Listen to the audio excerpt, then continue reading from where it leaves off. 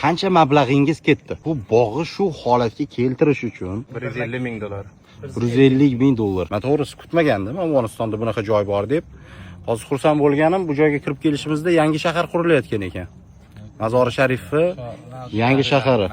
Zo'r. Bu loyiha qachon boshlandi? Bu 2 yil bo'ldi, 2 yil bo'ladi. 2 yil bo'ldi. Baland binolari ham bormi loyihada? Bilan manzili 1500 dona bilan manzili bor. 8,5 ming uy bor. Undan tashqari maktab, universitet, hamma narsa bo'ladi. Restoran, kasalxona. 1500 yana. 1500 Yana baland qavatli. 20-15 qavatli. ha, 20-15 qavatli joylar bo'ladi. Qoyil qolmasdan iloji yo'q. Haqiqatan ham Abdurasul aka Ya qo'yil qolmasdan juda bir tez rivojlangan davlatlardan bo'lyapti. Biz bu yerda nima deydi? O'zbekistonda rivojlanishlar bo'lyapti, biz bu yerga ko'mak qilamiz desak, $1 million masraf etdi. bu yerda o'zida ham juda, siz ham juda avonlarning o'zi juda katta ishlar qilishayotgan ekan.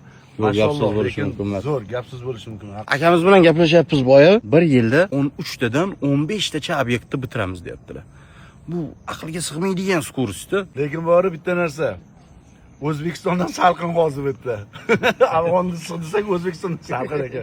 Yo'q, lekin havo tashadi haqiqatdan ham kelganimizdan. Yo'q, bu yerda hamma Qiziq bo'lyaptimi videolarimiz? Bu narsa yozib yuboringlar kommentariyada, juda xursand bo'lardik.